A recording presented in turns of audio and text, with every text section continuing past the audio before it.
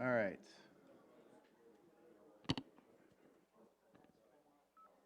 There we go.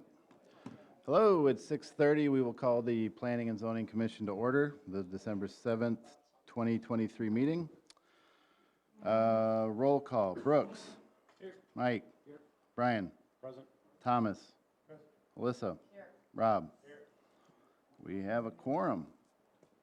Quick reminder to the board members, please use your microphones tonight so people can hear you, including the recording, so that all of our multitude of fans can see us tomorrow. Item number 3, the approval of the agenda. Second. Motion and a second to approve the agenda. All in favor, say aye. Aye. Opposed? Motion carries. Item number 4, the approval of minutes of the November 16th, 2023 regular meeting. Where it says at 6:35 PM, having no further business. Commissioner Knapp was removed and Commissioner Heidbrink adjourned. I think that should have, should read second to adjourn.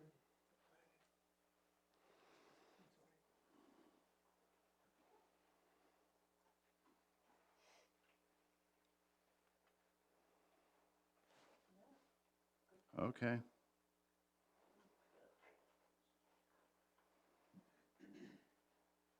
All right. And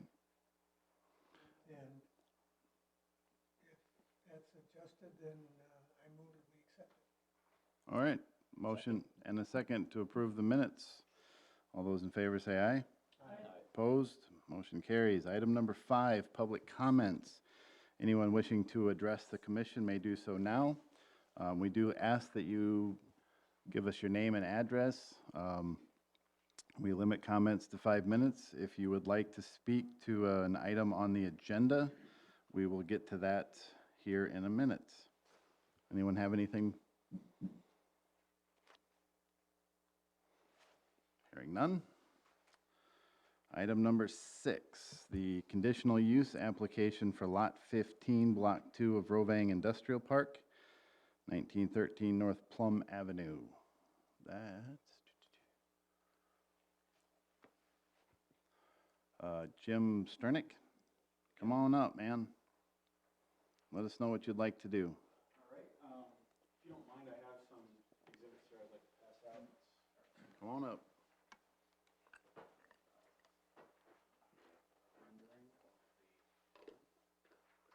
Does the signature on this application say John?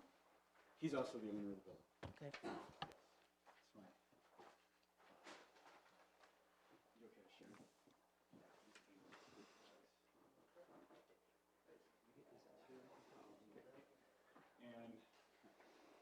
And this is a enlarged plan of the layout. I like that better than one of my computers. You can go there. I've seen it. You've seen it. Any of you guys want? You can share.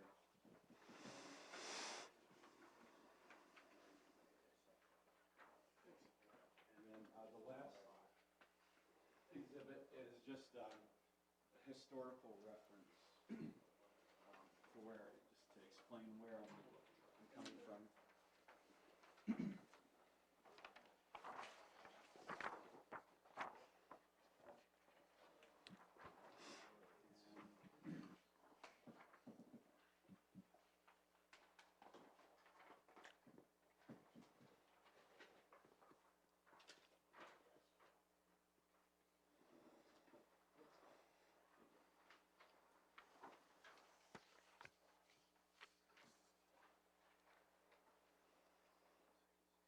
So, just background here, I'm Jim Sternick. I'm one of the owners of the lot on 1913 North Plum Ave.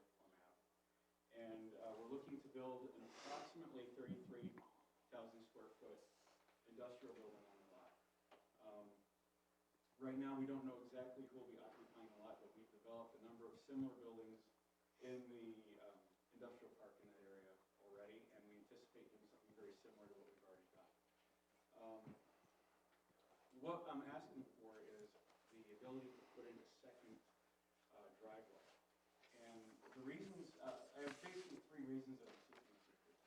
first one is basically from a utilitarian standpoint. Could we get you to push the microphone Yes. button? It's a little purplish gray. Yep. Can everybody hear Hey, me? you're good. Okay, I didn't catch that. I'm sorry, Patrick. I gotta be better. I'll be better.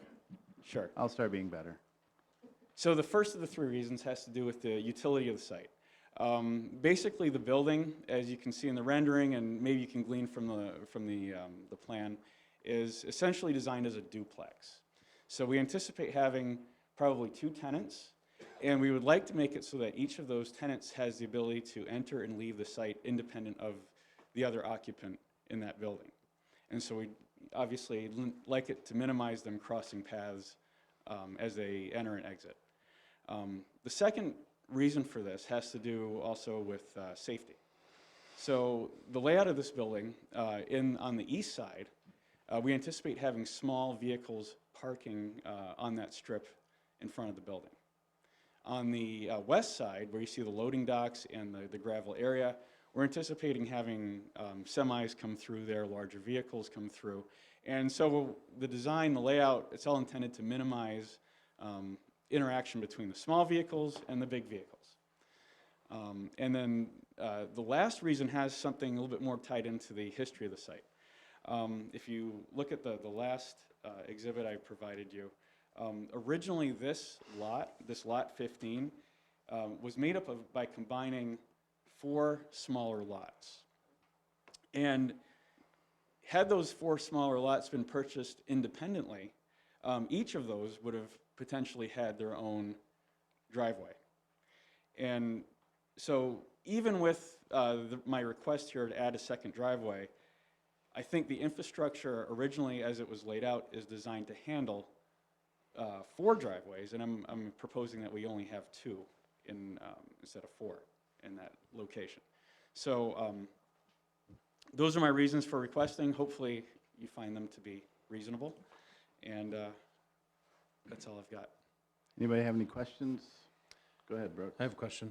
So I'm seeing, 2 30-foot driveways here. 1 driveway is allowed in this zone and actually would be allowed up to 60 feet in width. And you're requesting, you're proposing 2 30-foot driveways, so actually the footage wouldn't. That was deliberate. Yeah. On Wouldn't- purpose, I didn't want to exceed the total width, but But the second driveway requires a conditional use. That's That's why right. you're here. So, okay, thank you. On that, Use your microphone, please, Thomas. on that picture we have up here where the second driveway is shown, yes, there's a tree right beside that exit. yes. I see that as a blind spot for the person leaving, making either a right or left-hand turn out of there. He's gonna have that tree in the way, and we're kind of concerned about safety. Sure. Those trees could be potentially resituated.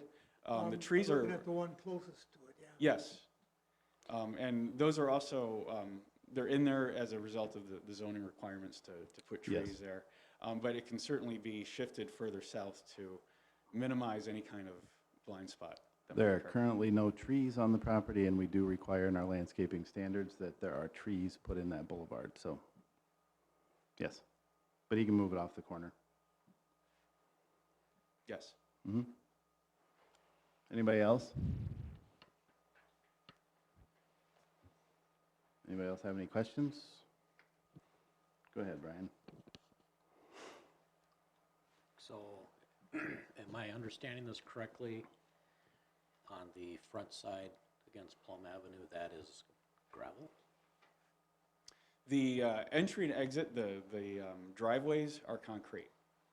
And the parking area up against the building is concrete. The area between the parking and the grass would be, as it's proposed now, would be gravel, yes.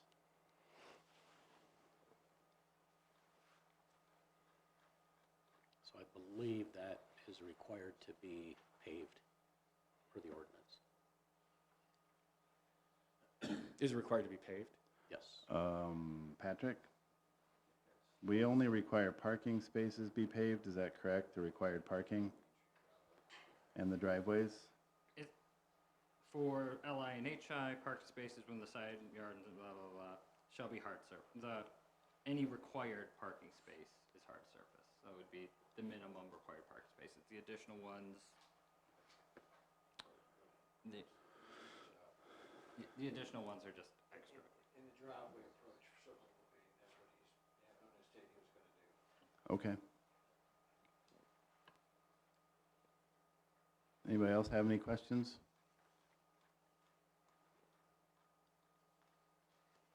No? I would entertain a motion otherwise. Make a motion that we approve the second driveway conditional use. Second? Motion and a second. Any other discussion? Hearing none, all those in favor say aye. Aye. Opposed? Motion carries.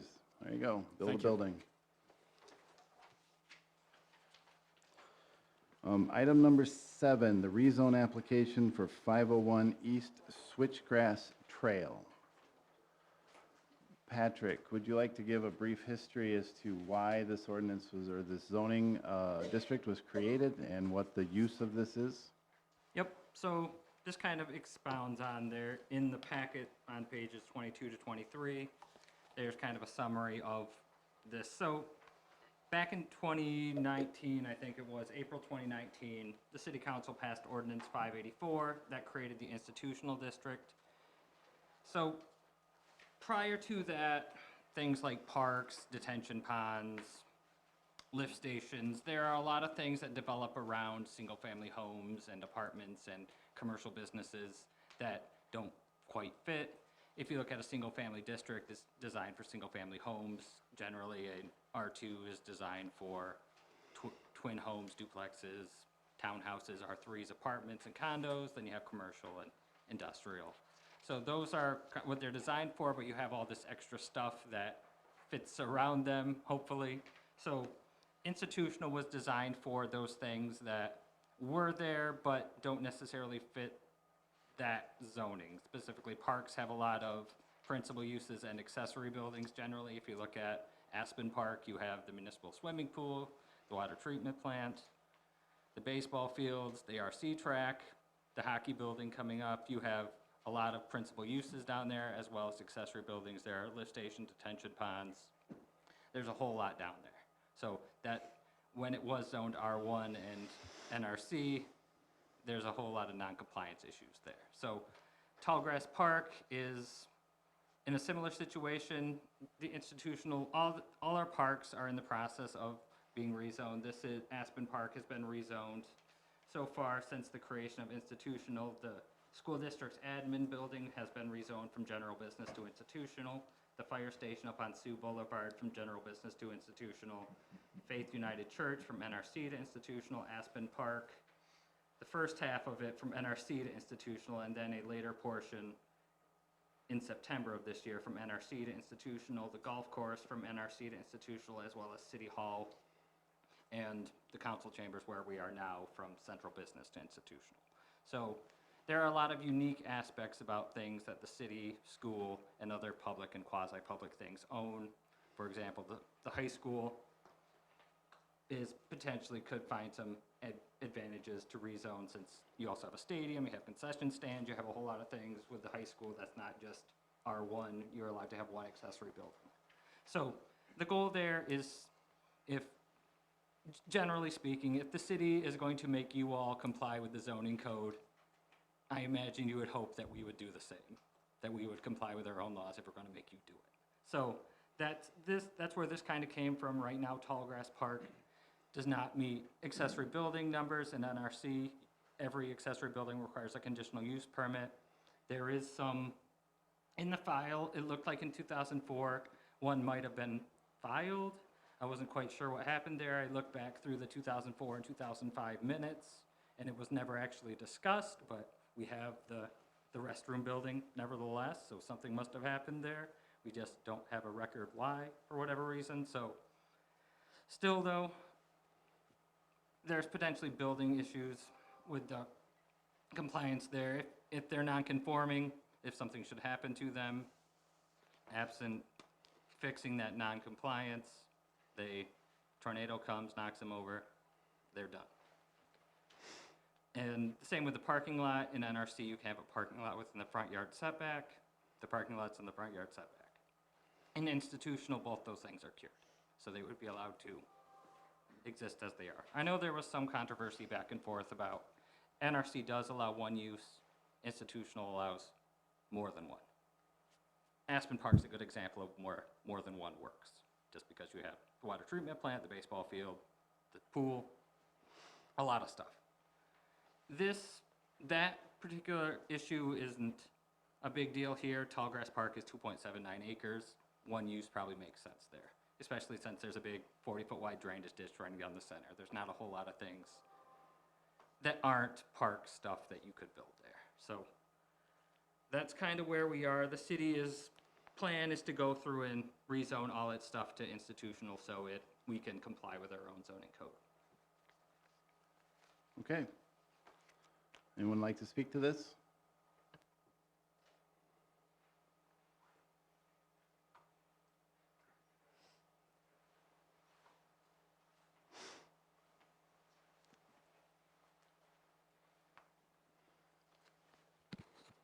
Yes, sir.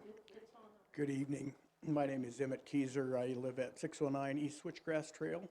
I live just across the street to the east of Tallgrass Park. I'm here tonight on my own behalf, and my opinions are my own. I don't speak for our neighborhood, and so allow them to share their thoughts if they so desire. I had a chance to talk with Patrick a couple of times, and as a former bureaucrat myself, and I appreciate all the good hard work that the city staff does for us in our community. But I know how challenging it can be sometimes to look at cleanup opportunities, the regulations, and the complexities that are involved. I did have a chance to talk with a few of the neighbors, and as I continue to visit with some of the neighbors, I learn more and more. I'm certainly no expert at planning. I'm a wildlife biologist. I'm retired, and that's my area of expertise. They're like the same thing, It is. planning and wildlife. It's, from the standpoint of controversial, it probably is. Oh, no, yours would be much worse. If you, if you take someone's hunting and fishing opportunities or those kinds of things, yeah, you know the fights you're in for. But also want to share that very much appreciate what the boards that serve our community do, and the challenges you all volunteer your time and take lots of phone calls and get involved in some controversial things from time to time. So I'm here to not slam my hand on the podium and demand anything. What I am here to do is maybe share some ideas that I've just come to me from review of the Sioux Falls planning and zoning regulations. And talking with Patrick and with some of the neighbors, it seems like the institutional district, at least in some of our minds, is a little too broad, and certainly understand why you want to try and consolidate some of the parks and place those into an institutional category. However, in looking at the Sioux Falls district outlines, they have two type of open space designations. One is a conservation district type open space. The other is a recreation designation or recreation district. They also have defined two different kinds of parks. They've got a definition for a neighborhood park, and they also have a separate designation for community parks. I would present to you that Tallgrass Park is more of a neighborhood park, and perhaps Aspen is more of a community type park. And so I think there may be value in looking at that as a potential to help clarify some of the issues. But I also think that looking perhaps at a new designation, an additional designation that would be perhaps a better fit for parks like Tallgrass Park would seem to be reasonable. I know a lot of times there's probably been lots and lots of dialogue and lots of discussion on this topic already. And, you know, sometimes when you come in with some new idea, you know, it may not be something that sits very well with all of you that have already spent lots and lots of time on this issue. And, you know, I think sometimes we tend to want to get things done, and I certainly understand that. But that said, I think there is some anxiety and some angst out there amongst some of our neighbors. From my standpoint, I probably not as anxious about it because, you know, I understand how government functions, and at times, you know, it's certainly important, as Patrick said, for you to follow your own regulations. But that said, I would encourage you to at least consider looking at those designations that Sioux Falls utilizes. Perhaps they would be, you know, a reasonable fit for our community. But I would also ask that you look at defining, you know, what a neighborhood park is versus a community park. And I think that may have value too, and help sort of separate, you know, our little neighborhood park from the parks like Aspen Park. So with that, I'll certainly stand by for any questions or dialogue. Certainly volunteer myself if there is further dialogue and you want someone from the community who would be volunteering to work with staff or whatever. I'd certainly volunteer to do that. But thanks for what you do, and oftentimes I know we don't say thanks to those that serve on our boards, and especially our staff. For whatever reason in Brandon, sometimes they get to take a beating from time to time, and that's certainly disheartening to me. I understand the challenges that they have, having been a bureaucrat in state government for 35 years of my career. So thank you very much. Thank you. Anybody else?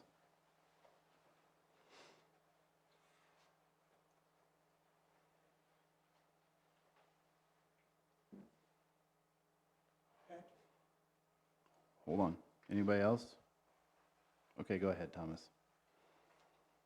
I had a couple phone calls about this issue. I'm sure most of you probably got some phone calls. Yeah. So I got we certainly did at City Hall, so. So with this change, is there anything planned for this park? I mean, Brian is here and he can confirm, but there is nothing planned to change Aspen Park. There's not any plans to This- add this anything. park, Not Aspen. Oh, not Aspen, Tallgrass Park, I misspoke. There are no plans to do anything, make any changes to Tallgrass Park. The only thing that's been discussed is potentially paving the parking area. That's it. You know, the city just invested about $250,000 in a new play structure. So we don't have any plans to, we haven't talked to anybody about any changes. There's no changes proposed for Tallgrass Park. So right now, all these bathrooms and playground equipment, all that stuff is out of compliance? Correct. And this will make them in compliance? This is one way to do that, yes. Okay.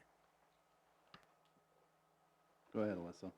Yeah, I was wondering about the parking. If we change the zoning, would everything in there be in compliance with the parking too?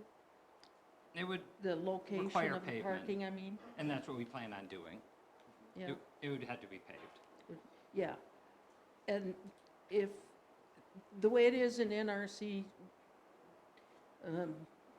what I heard you say, I think, is that they're non-conforming structures if the bathroom, for example, got wrecked in a storm, wouldn't be able to rebuild it. Correct. So, It would be against the rules to rebuild it. so this is going to probably get a little technical, but, so our definition of principal use includes everything essential or fundamental thereto. Tallgrass Park has a playground structure, a picnic shelter, and a restroom facility. Then it gets down to what is fundamental or essential to a park. I've seen parks with all of those things, some of those things, and none of those things. So those would be your principal uses, and anything else would be accessory. So you could argue that one of those is principal, 3 of them are accessory to it being a park. So that's where it gets complicated, but we have 3 buildings, so conceptually, under NRC, 1 would be principal, 2 would be accessory. Or all 3 would be accessory, or however you shake it out. Anybody else have any questions? Go ahead, Mike. To it, sorry. The buildings could be brought in under conditional use, right? So under NRC. They could be, they would be allowed under a conditional use. The city traditionally hasn't liked to take the approach that we cover up the sins of the past by issuing a conditional use permit to make it okay, but that is technically an avenue. The parking, it's actually on the side, not the front, right? So 'cause It's a frontage. Past okay, 'cause it's double flowers a frontage. Okay. I didn't know how that worked if switchgrass was called the front, if I didn't know how that worked. So Yep. would that be, could you do a conditional use for that, or is that not allowed? That would not be a conditional use That would item. require variance then, Yes. which, so, okay.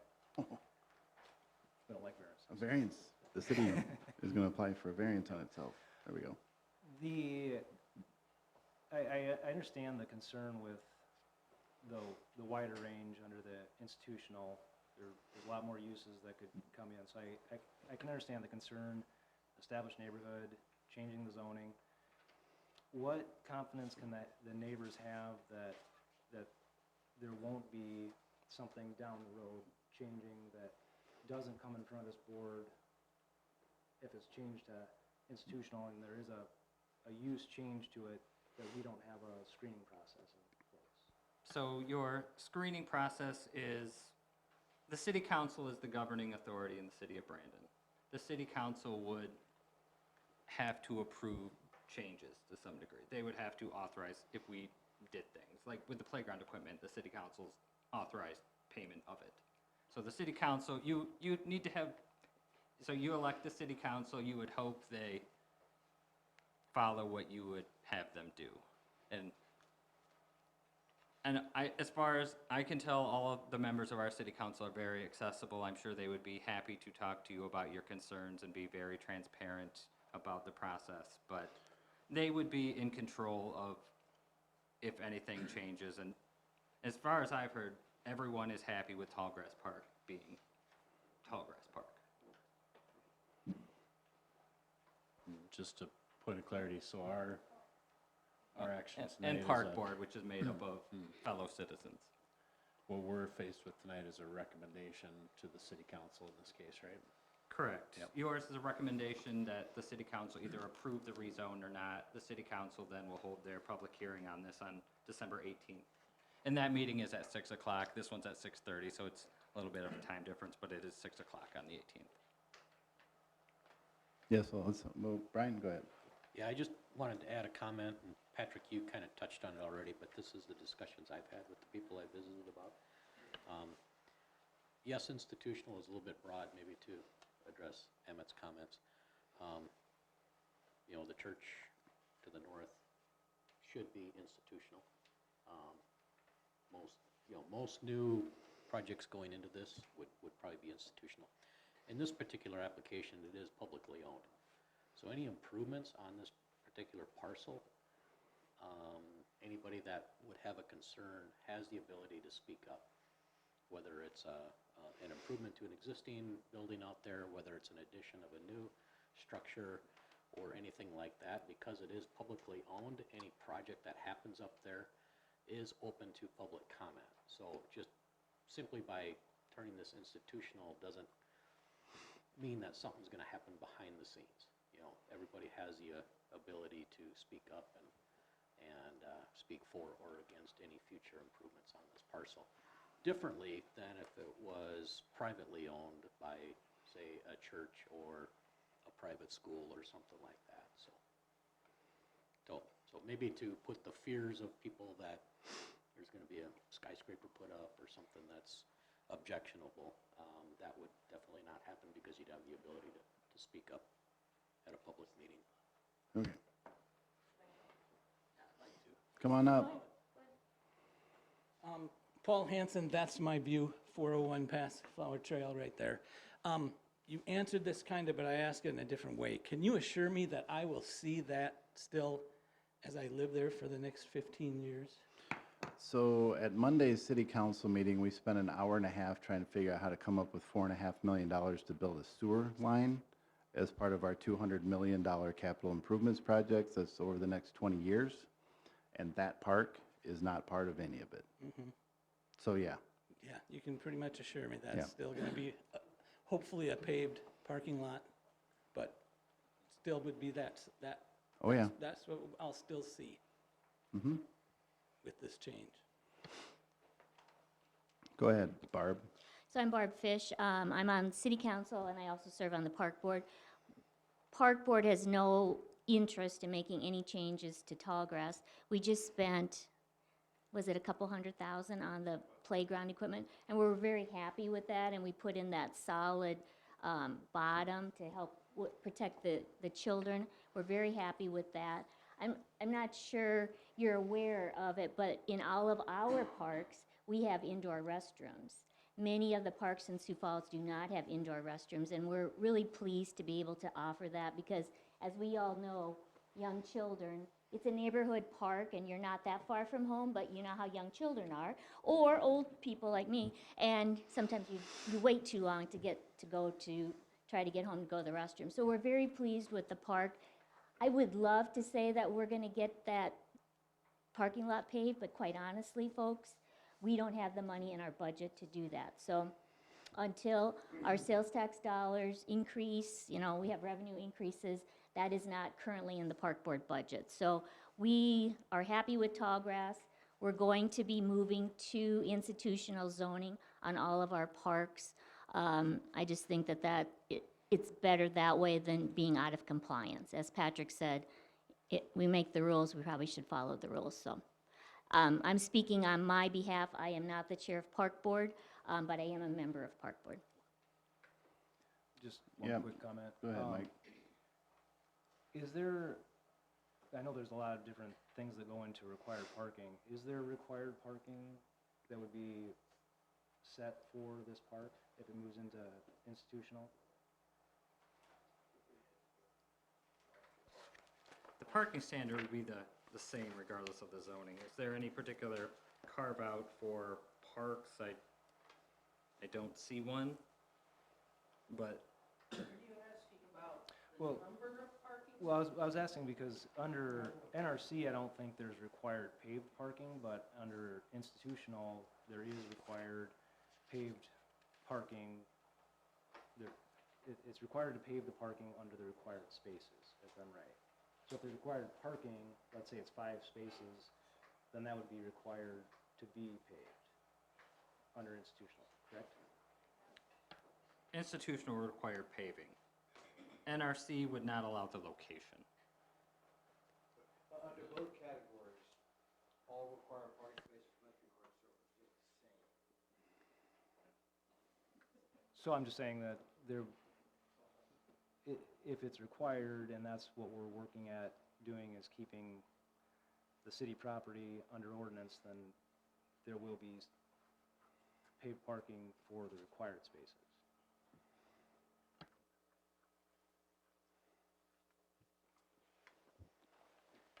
All right, I think what would happen would Okay. be if there was any improvements to the parking lot, it would need to be brought to compliance. yes, So it's an existing condition, and so it would be, basically be grandfathered in.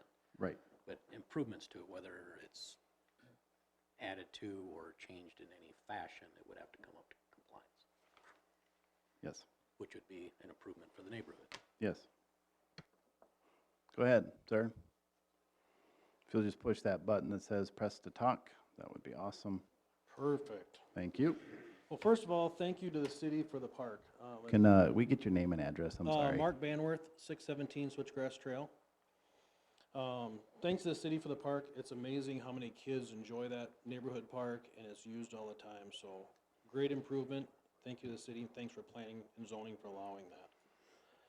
I know we talked about that nothing's going to change to it. Our current city council, our current park board, and planning and zoning are all here. We know terms change, seats get changed around at all. Can something be put in there saying that that park's gonna stay a park for 15 years with this change? To guarantee as people move in and out of that role, that that tall grass park will stay a park. It is a huge drainage ditch down there. It is a neighborhood park versus Aspen. They are different parks. You guys did the Aspen one recently. I don't know if you got as much response as you did from Tallgrass. None. It's right in the middle of town. You know, that park gets used a lot. Not many people probably back up to Aspen Park. So just take that in consideration. I like the idea of seeing what Sioux Falls does for their neighborhood parks. A lot of times the city reference Sioux Falls on what they do, on what we have to offer as well. And then, lastly, the letter that got sent out was very, very vague. And I think that's probably what got a lot of people asking questions. The letter came to resident at this address. We're changing from this to this, and a sign showed up in front of the park at the end of November, when the park's not getting used a lot of people aren't getting out of their car to see what it means. So, when you guys do the other parks, maybe do it more in a busy time when there's more activity by the park and more detail in the change, pros and cons, and what it means. Okay. Any questions for me? Nope. Again, thanks you guys for your time. Appreciate you volunteering work. Yes, Brooks. I have just a comment about Yes. the, just a couple of things with, you know, I think as we grow as a community, I think there are times when we've expanded and changed things in the zoning code to try to combat that, and we also have balance between unnecessary complexity with things like Sioux Falls, that they would have a lot more complexity than maybe we would have, but there may be a time to, in the future, to look at some additional things with parks, but the other thing I wanted to mention was about the notices that go out, you know, I think variances were always included in the mailed letters, is that true? No. Or no, variances are new, so we've actually expanded All the quite a letters bit. are new. Okay. That is a recent requirement where they previously did not. So the letters are not required by state law. It's something that we decided to do to inform the public. Is that correct? Correct. Yes. So without the letters, how would people find out? Well, it's They would- on the city website. It's published in the minutes, or in the Paper. public notices in the legal newspaper, which is the Brandon Valley Journal in our case. And, The sign posted. and the sign posted on the property.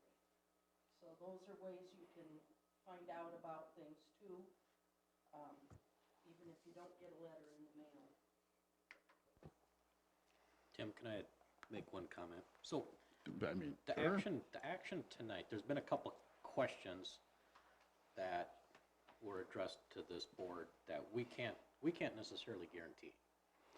There, two people said, can you guarantee that in the next 15 years, nothing's gonna change? This group cannot guarantee that. That comes from the park board and that comes from the city council. What our action tonight does is simply changes it from NRC to institutional. Both of those zones allow things, and they don't allow things, okay?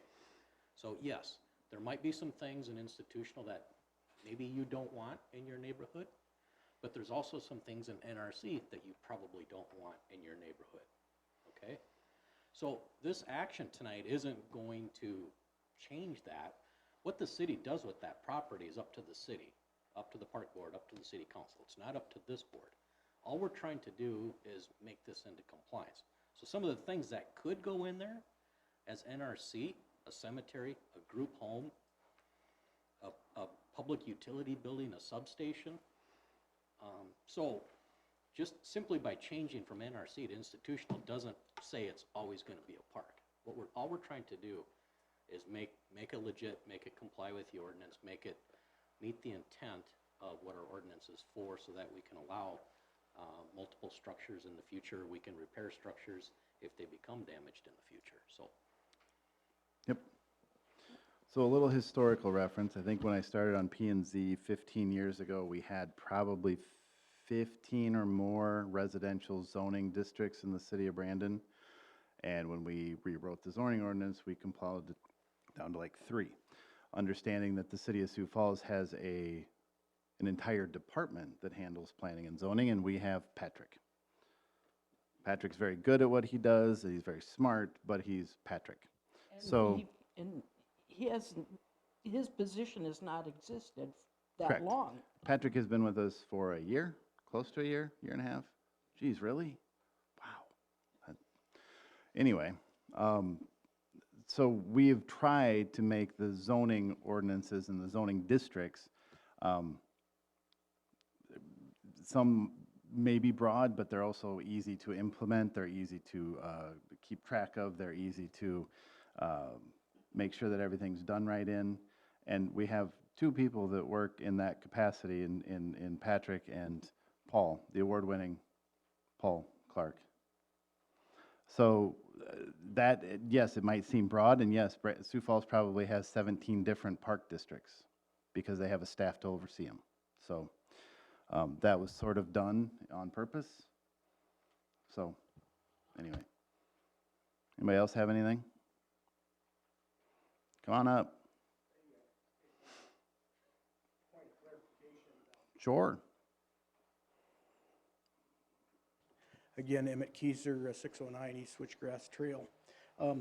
Just want to clarify that in the Natural Resource Conservation District, 15-3-2 says lots in the NRC district may be only used for one of the following principal uses. So it is a public park, so it couldn't be a cemetery. No. According to the current Unless we took the park ordinances. out, yes. And it couldn't be a group home, there couldn't be a neighborhood utility. Correct.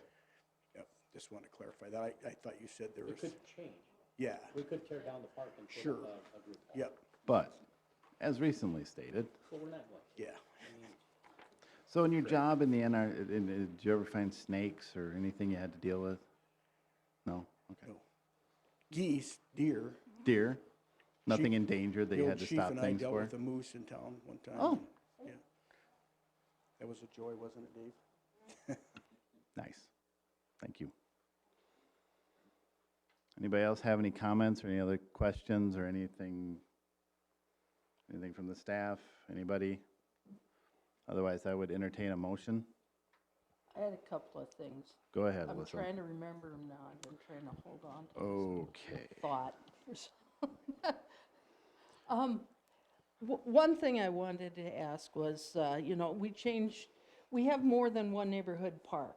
Say like Pioneer Park, and those will come up, but this is the first one of the neighborhood parks that will come up, right? But the other ones, Pioneer Park and McCarty Park hasn't been done yet, correct? Correct. There's Van Buskirk Park, there's Stone Ridge, Sunrise. Yeah, There's- bunch of them, Yep. so, The city's done a good job at putting parks in the city. Park Board and City Council has done an excellent job. Right now, we have a park within a half mile of every property, residential property in the city. So that is our goal. That is a trend that we hope continues. It's a high priority for us to continue to have that amenity. and that brings me to my other thing, is that in our comprehensive plan, does it not say that the city hopes to have a neighborhood park within however distance from people, from the houses? So Patrick, So- go ahead and say it again, Patrick. You're doing a better job than she is. How about the half, Thank you. how about the half mile? Yeah, there you go. So Half parks mile, are a so- very big priority for the city. Right, but it's written that, even though you say that, and also it's written down in our comp plan, is it not? I would have to look at the comp plan to confirm. Okay. We're redoing the comp And plan right now? we're We are going to currently be. redoing the comp plan. If it's not in there and you want it in there, we can certainly get it in there. There you go. Right, yeah. We'll be doing the comp plan over the next few months. You're all welcome to come and participate in that. One time, we spent a half an hour trying to decide the difference between abutting and adjoining. Adjacent. Adjacent, that's right. Burned in my memory. Fun times. Regarding zoning districts and at Sioux Falls and what we have, so there is no perfect silver bullet zoning ordinance out there. You write a zoning ordinance to fit your community. We are far different than Sioux Falls. There's a reason most of you probably live here and not Sioux Falls. So we do things our way. They have a combination of a standard zoning ordinance and a form-based code. Ours is simpler. We have less districts. You can conceptually have as many districts as you want and have different uses, and they rely a lot on rezonings and less conditional use permits, so there's a lot of ways to do things. Nothing's ever perfect. That's why these guys are here to, if we encounter a problem or an easier solution, then we talk about it, and sometimes they make the change, sometimes they don't, but that's why these guys are here. So there is no perfect thing out there, so if you do have any suggestions, you can certainly talk to us. That's why we're here. So, and if this is a topic you all want to continually look at in the future, we certainly can do so as well. Anybody else? Anyone else? Come on up.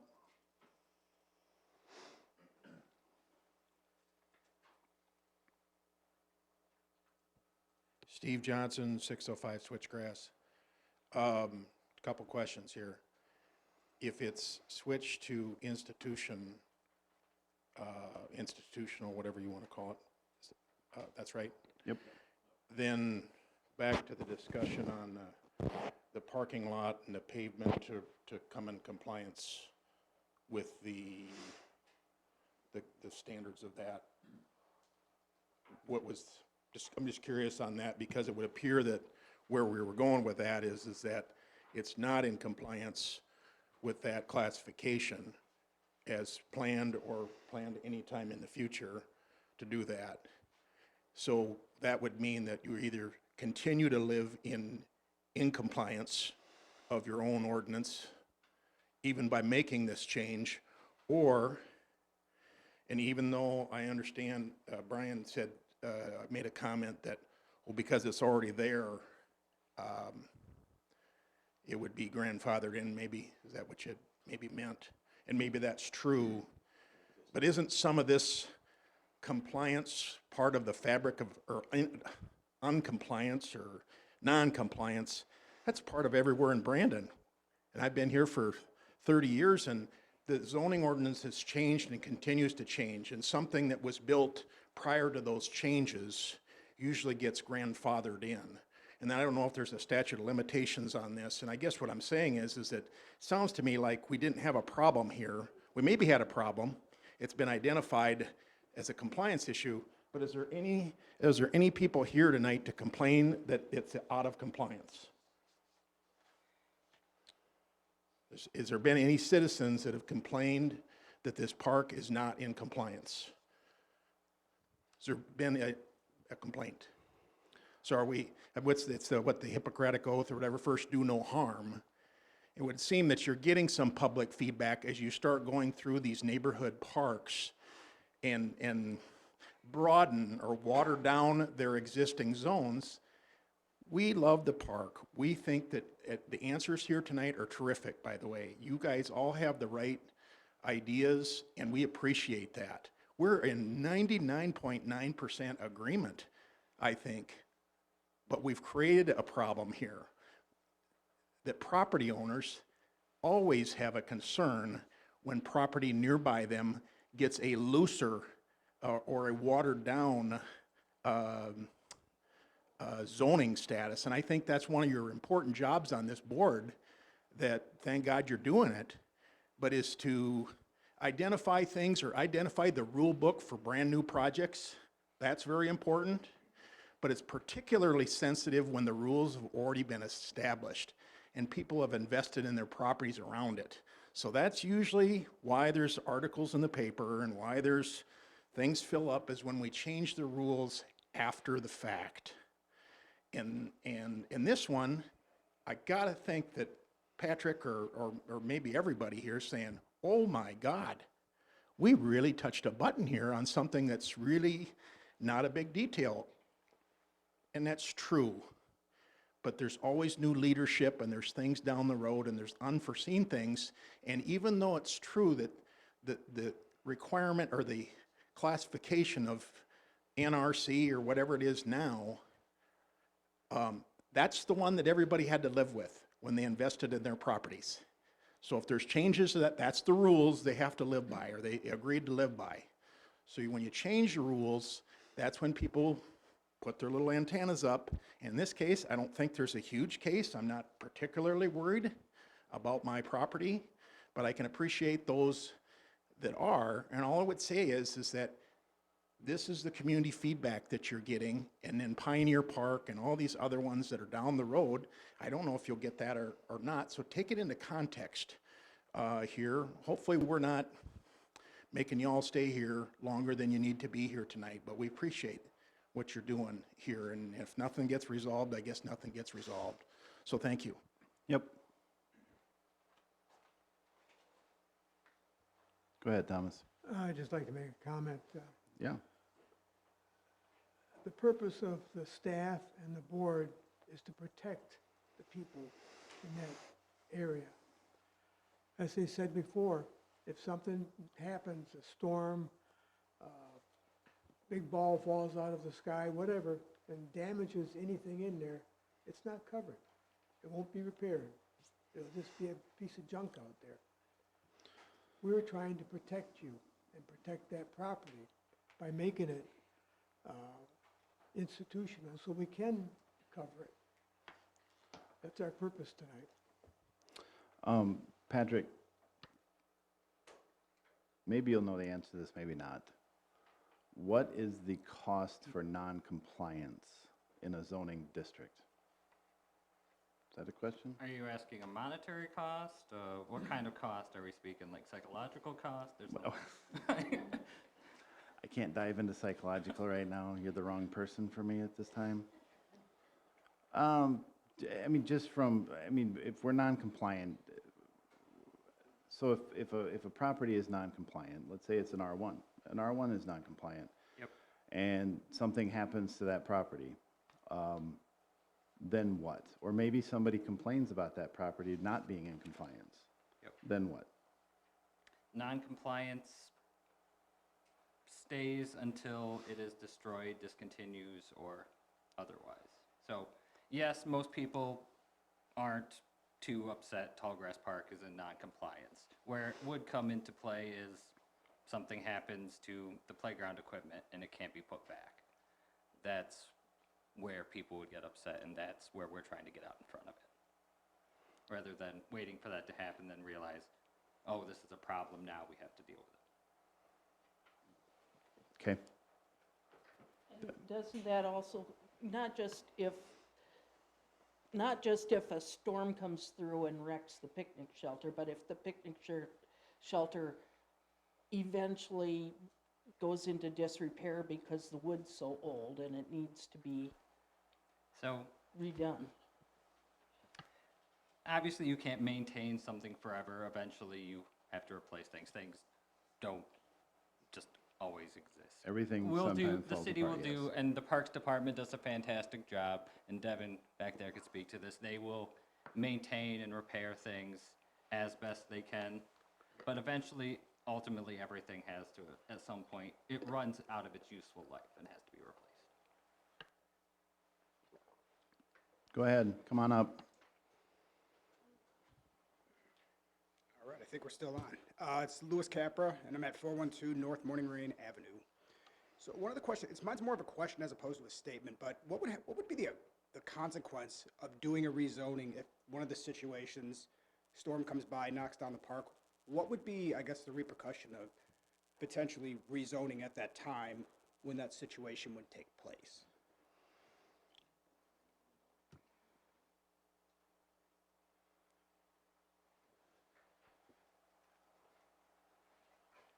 This I mean, we can- Be repeated. I mean, In order for a Yeah. building permit to be obtained to do a repair, do an improvement, this whole process would have to happen again. Gotcha. Okay, thank you. That's why we're here now. We're trying to get ahead of the game. I'm not the applicant. That's why the applicant, which is the city, is doing this so that they're ahead of the game, trying to bring their properties into compliance. Gotcha. So a slight delay, essentially, if that situation were to occur.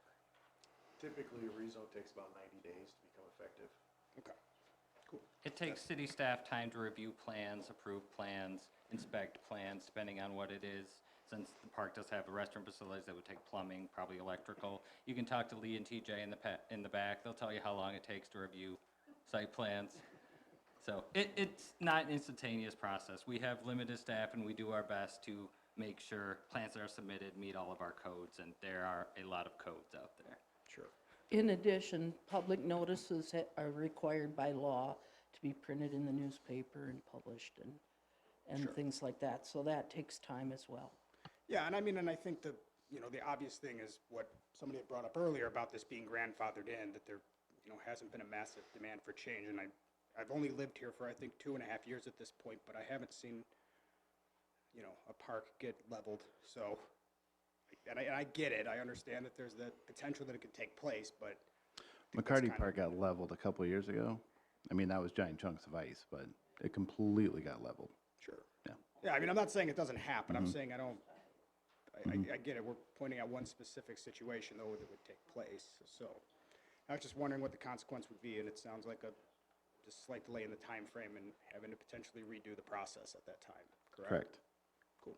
Thank you.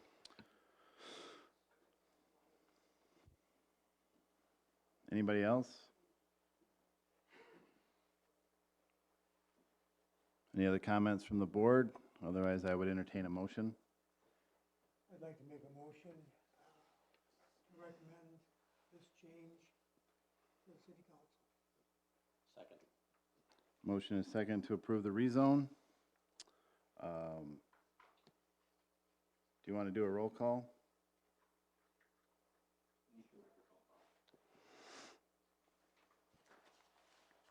Okay. Brian, Aye? Yes. I would say yes. Do you want to rezone it? Yes. Okay. Aye. Thomas, Yes. Brooks, Aye. Rob. Aye. Alyssa, I, Michael, Aye. Tim. I don't vote. Okay, sir. I just sit here, talk a lot. So just to recap for everyone, that is a vote from the Planning and Zoning Commission to recommend approval of the rezone to the City Council. The City Council's public hearing on this is Monday, December 18th at 6 o'clock PM, right in this room. All right, next up, we have to call to order the Board of Adjustments. so we have to adjourn. I don't have to. If you all want to I don't- hang out for this, you can. If you all want to head out and enjoy your evening, you certainly can too. It's riveting. Can we adjourn to P&C? I thought we just, we don't adjourn it yet. We adjourn afterwards. Yeah. Kinda.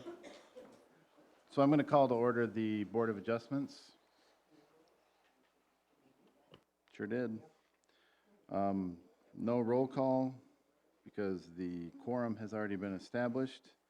Item number 10, I would make or entertain a motion to approve the agenda. I so move. Second? Motion is second to approve the agenda. All in favor, say aye. Aye. Opposed? Motion carries. Okay. Now we have a variance application for 1500 East Birch Street. Charles Bangston? Bangston. Good Swedish name. There you go. I go by Chuck. Okay. All right, Chuck. I go by Tim. I got a good Norwegian name, though, so in contrast, I guess. Glad all these people stuck around for this variance hearing. Yeah. So,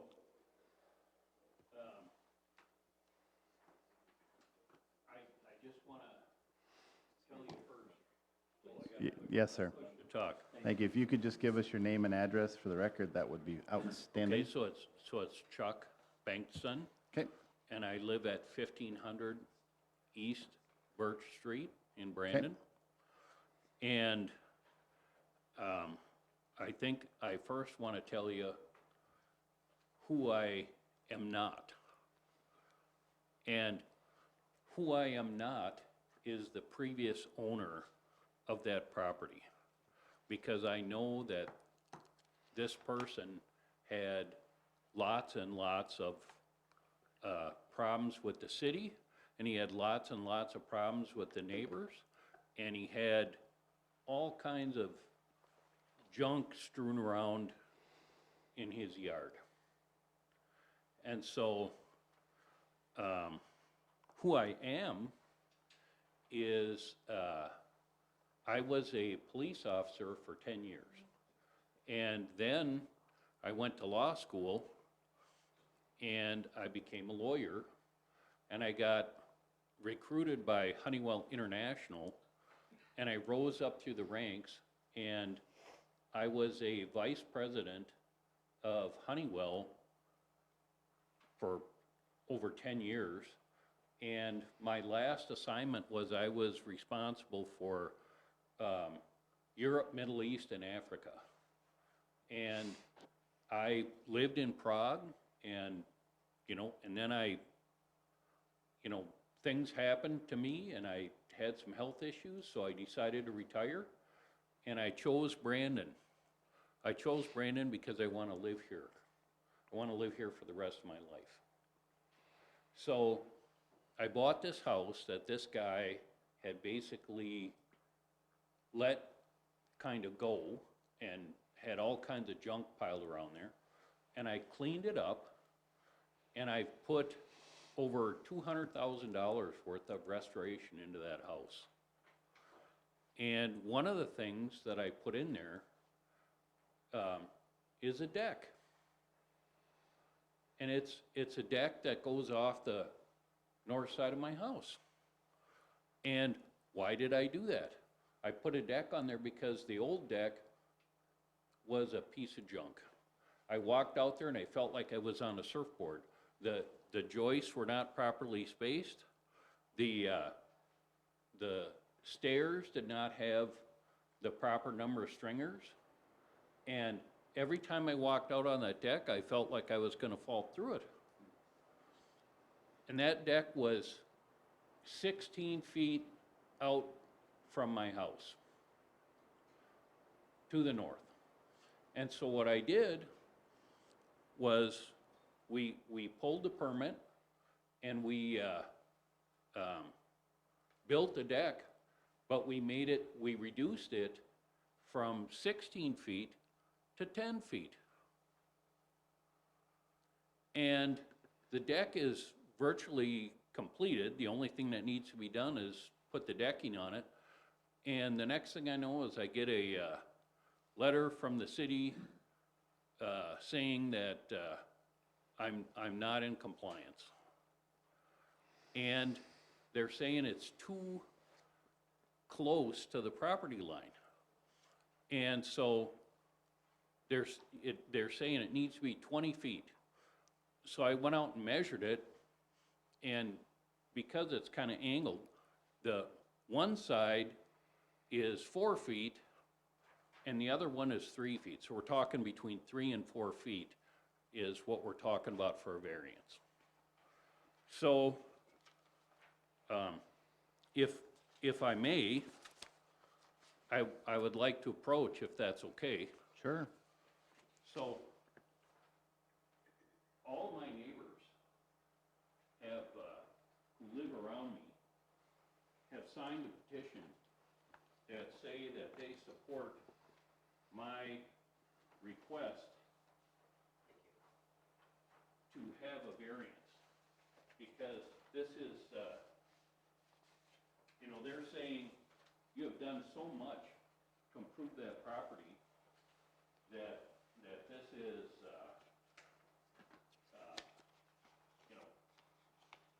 3 and 4 feet is nothing, and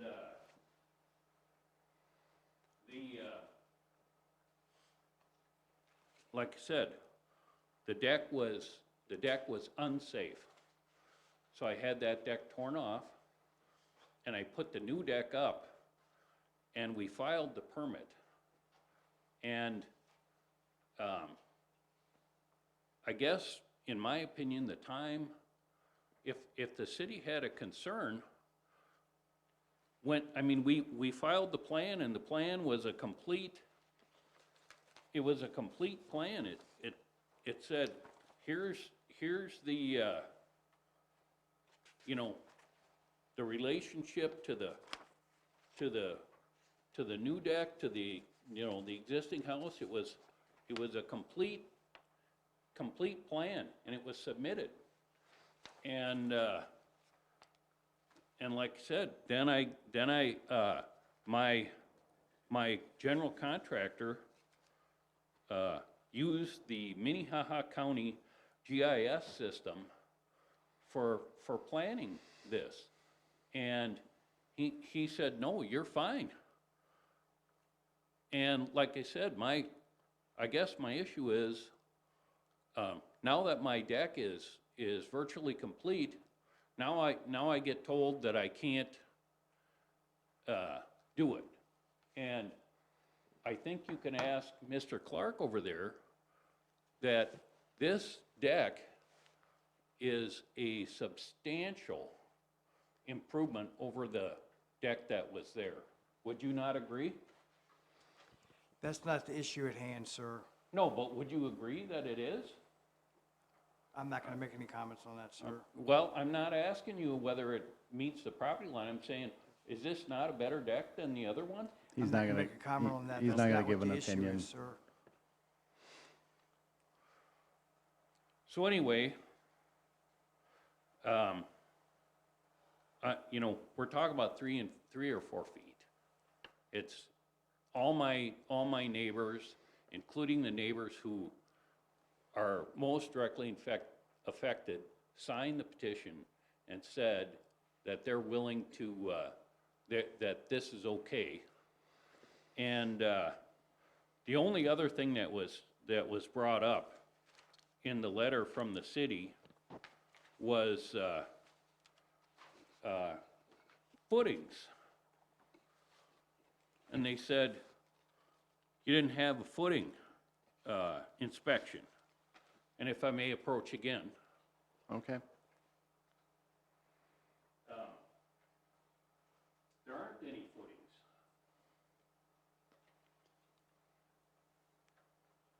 What's there are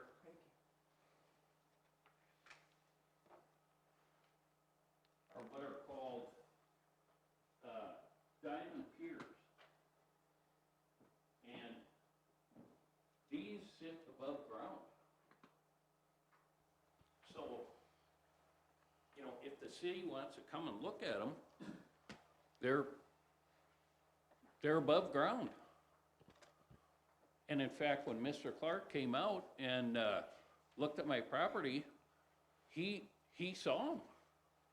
They're above ground. So the deck that was there before had no footings. It was just posts driven in the ground. But like I said, you know, we're talking about 3 or 4 feet. My neighbors are all in support, all the people who live around me. I respectfully request that this board grant me variance. You know, and I thank you for giving me the opportunity to speak to you. Paul, go ahead. Well, the diamond piers are an approved footing, and that is classified as a footing by the RRC. The reason I Okay. put that in the letter was because once that diamond pier went in, if they had been called at that point, we wouldn't have a structure above it. At that point, the building department would have gone out there and would have seen that the footings were not to the 20-foot, what the site plan was approved at. At that point, we could have saved a lot of effort with construction going north. Okay, anybody else have any questions for the applicant? Go ahead. So I have a question for both the applicant and the city. We don't have a copy of the building permit application, which in my mind would pretty much make this a black and white case. Did the applicant include the required site plan with the building permit application with a dimension to the rear yard? Yes, sir. What was 20 the foot, dimension on that application, please? 20 feet Okay. setback. Thank you.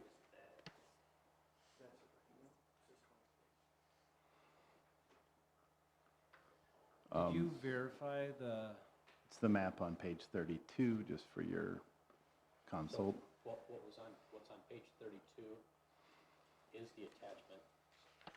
Sorry, let me start over here. So what is shown on page 32,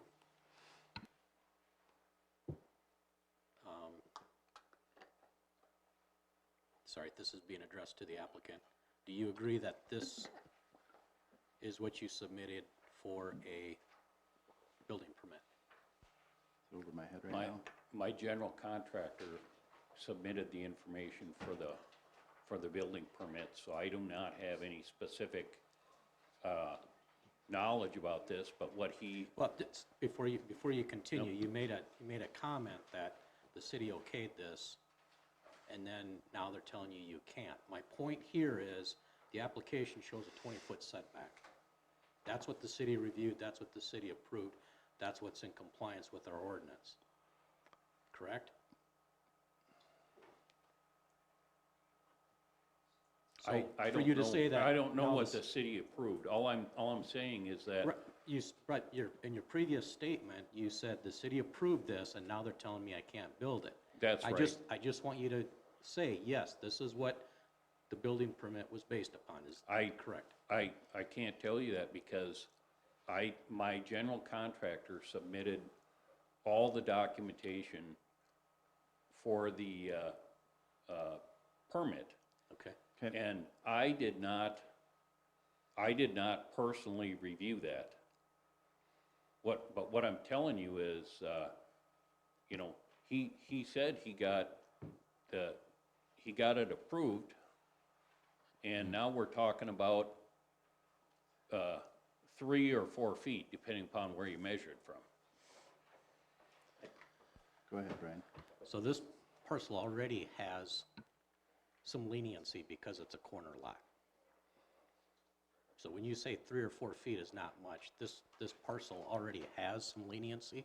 I would argue that Because completely. Can I finish, please? Yes, Okay. sure. So because you have a corner lot, you're allowed a reduction in your rear yard. So most yards have a 25-foot setback. You're allowed a 20-foot setback because you have a corner lot. Yeah, and the other thing I was told is that my neighbors who are not on a quarter lot only have 7 feet. That's a side yard? That's Yeah. not a rear yard? That's the side yard. Yeah. And my neighbor's yard is closer than that to my property. their side yard backs up to your backyard, right? Yes. So yes, their side yard is 7 feet, your backyard is 20 feet, but their backyard is 25 feet. It's just how things lie in there, and Yeah, I can get it, understand I get it, but what I'm saying is, you know, you walk around my neighborhood with a tape measure, you're gonna see that there's a lot of people that are not in compliance. Well, And I'm not trying to say, just because they're not in compliance, that doesn't mean that I shouldn't be in compliance. What I'm saying is, I'm just asking, look, we're talking about a 3 or 4 foot thing here. yep, and I understand where you're coming from. Did you verify the property line before you started building? Or did you just go off the GIS? Well, the property lines were verified several times. First, when they put the fence up, I have a chain link fence, and the property line was verified then. And I moved the property line, I moved the fence in because I thought it was too close to my neighbor's house. And so I actually moved the fence in a couple feet from the property line. But, so you do know where the property line is then? I know where the property line is, yes. Did your general contractor know where the property line was? He went off of Minnehaha County GIS. that's not a really recommended. He didn't, if you're asking me, did he have a surveyor come out and do it? No, he didn't. Well, if you know where the pins are at, evidently you do, you've moved the fence. I've according- had a surveyor come out Yeah. since. That since- requires a surveyor. Since this process started. Yeah. And they came out, and that's why I say it's depending on which end of the deck you measure, it's either 3 feet or 4 feet. And it's much smaller than the existing deck was. The existing deck was 16 feet, the current deck is 10 feet. Paul, was the existing deck out of compliance?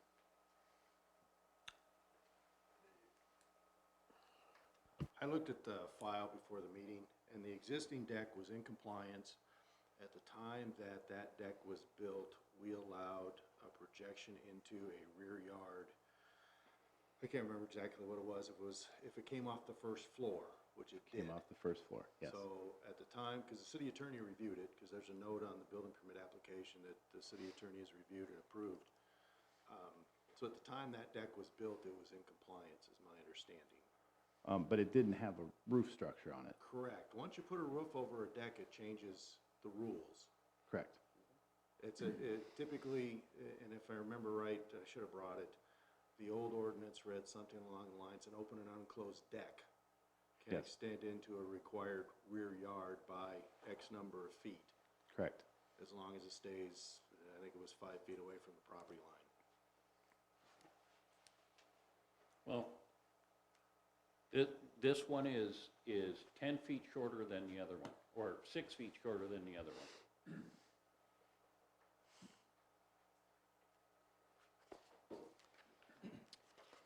Anybody else have any questions or comments? Go ahead, Mike. We had a very similar situation at our last meeting. It was a parking pad instead of a deck, but very similar. And I can understand the argument that it's your property and you want to use it, but the ordinances are set up not to necessarily protect the subject property, but to protect the properties around it. And I know you have letters from people, but at some point, those people will probably move, and someone will buy their house, and they'll assume that when they buy their house, that all their neighbors are conforming to the setbacks, so that they can use their property the way that the ordinance allow. If we allow a variance to every property encroach on the other people, pretty soon we have a mess. Except nothing's encroaching on anybody, it's all on my property. You're encroaching on their space because ordinances are set up to give line of sight, space in people's backyards.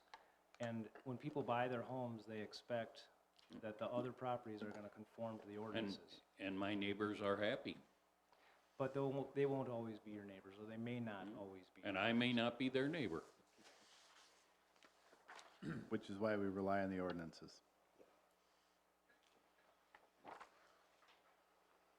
But anyway, I think what I put up is reasonable. It's smaller than what was there. And I, again, respectfully request that you guys grant me a variance.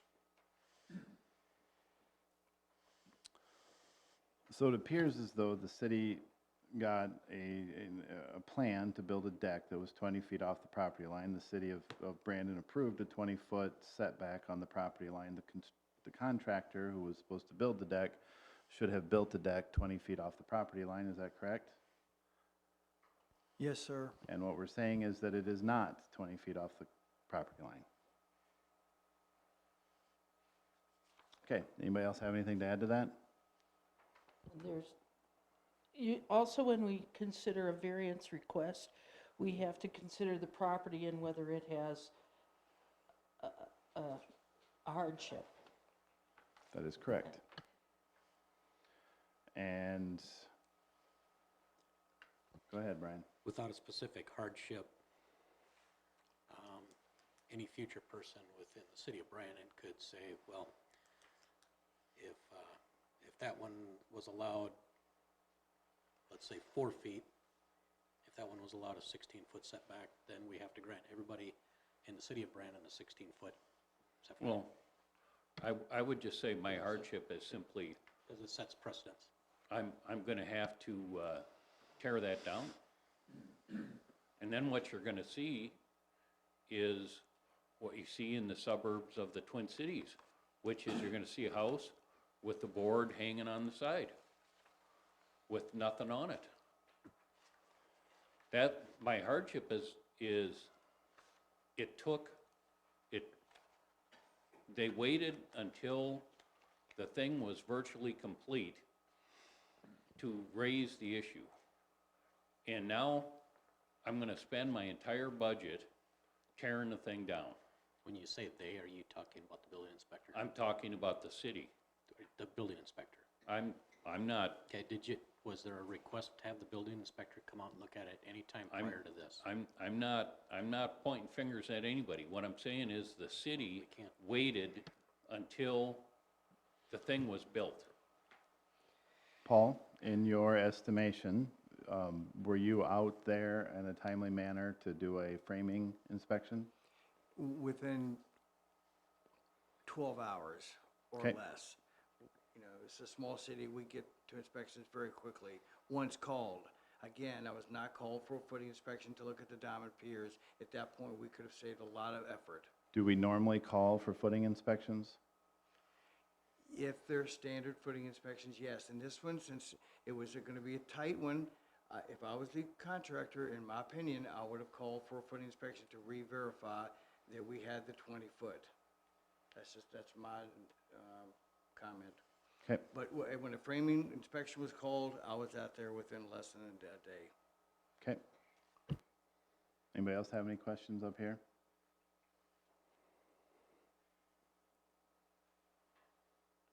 Anybody want to make a motion? Make a motion to deny the application. Is there a second? Second. Motion is second to deny the variance application. Any other discussion? Hearing none, all those in favor say aye. Aye. Opposed? Motion carries. Okay. Thank you for letting me speak. Thank you. So you do have 2 avenues of appeal. In the ordinance, it's 1520-5 and 1520-6. One is an appeal to the city council. I would need something, email, letter, if you want to stop by within 5 working days of when the decision is final. That would be tomorrow morning when we get it in the final, so 5 working days after that. Then you can appeal directly to the city council and they would rehear. Or, of course, you have standard 30-day court review is the other one. Thank you. All right, now I need a motion to adjourn the Board of Adjustments. So moved. Okay.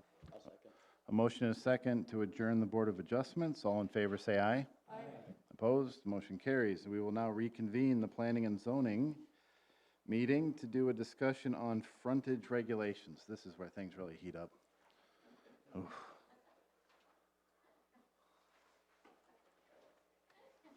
Do you want me to call the PD? For what? Crowd control?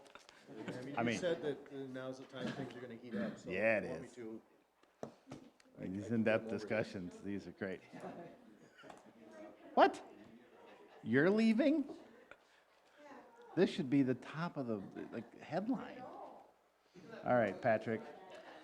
So, there are properties on Redwood Boulevard that are in a somewhat unique situation because the city does have a drainage way going through there that is, in portions, its own platted off lot, which then limits frontage of certain lots that are behind then that lot that has the frontage. So, namely 700 on the corner of Split Rock and Redwood.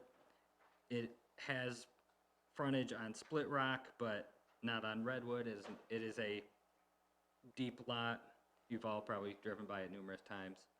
And then the drainage way goes down and behind, so it's not so much an issue for what's next to it, and it's not so much of an issue for the Redwood Ranch property, even though it's there, but that's not separately platted off, and then it goes down and becomes frontage again.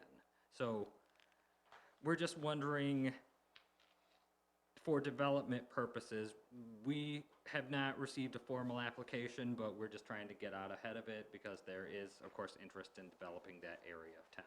How do we want to treat that?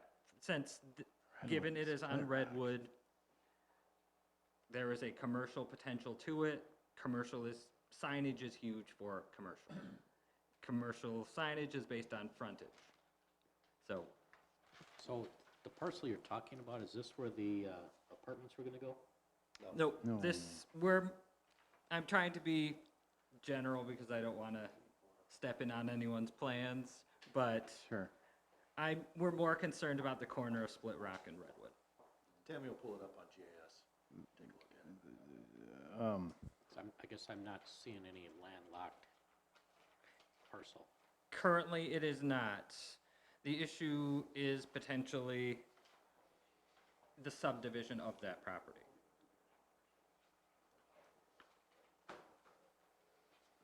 It's easier to sell two reasonably priced commercial lots than it is one larger piece. So there is the potential, given the vacant nature of the right half of it, that it would be subdivided. And we'd have So it's- access for utilities and access to vehicles and all those standard concerns. So you're saying that the east lot, if it were subdivided, wouldn't have access to the road?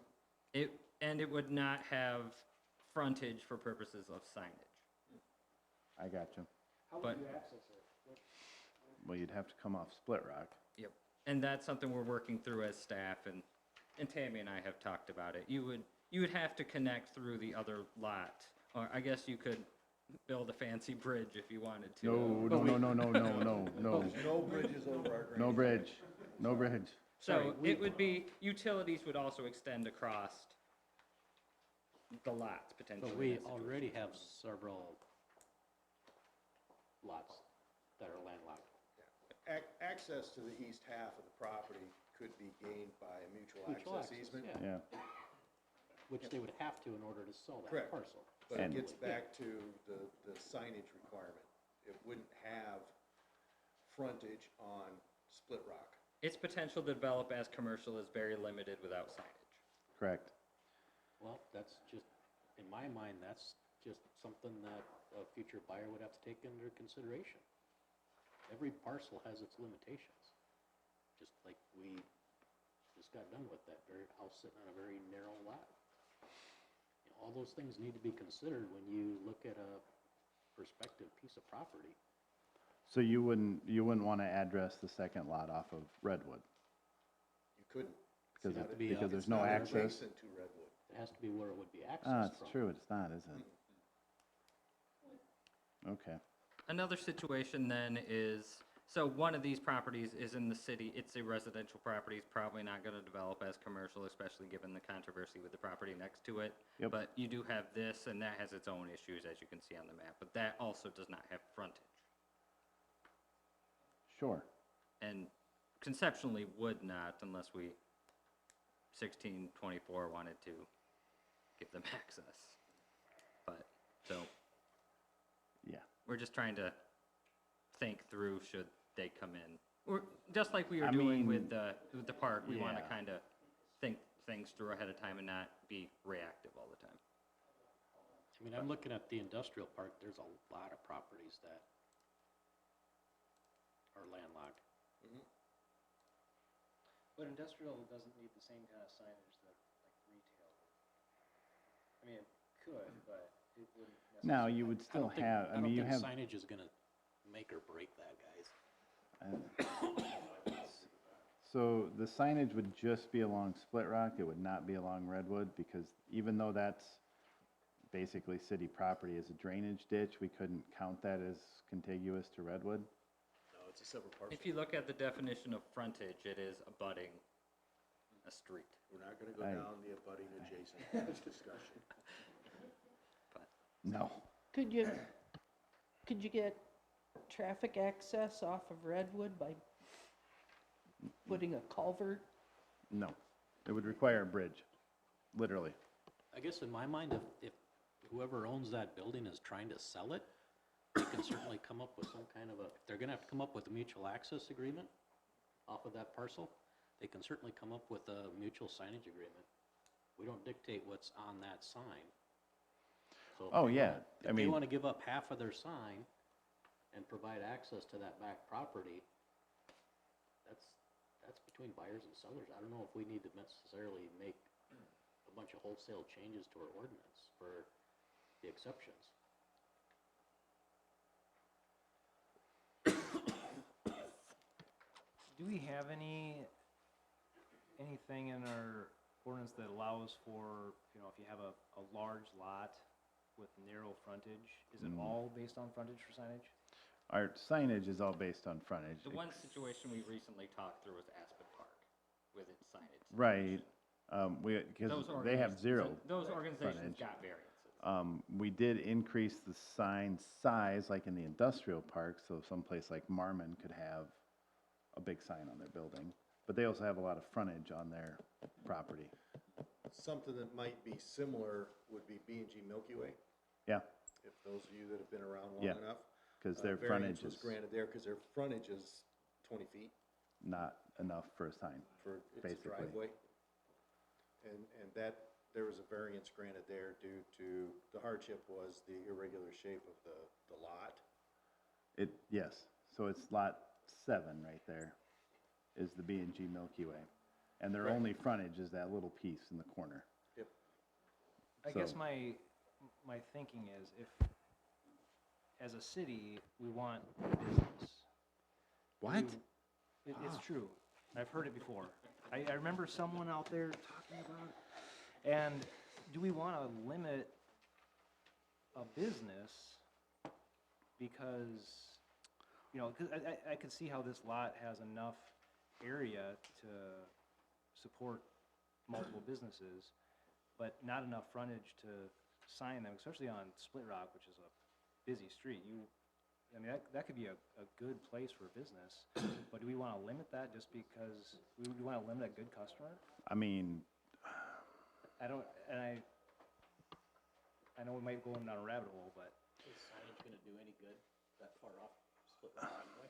in a world of Google Maps, the signage grab people as much as, I don't know. Well, if you're cruising down a road trying to find a place, you're looking for a sign. I mean,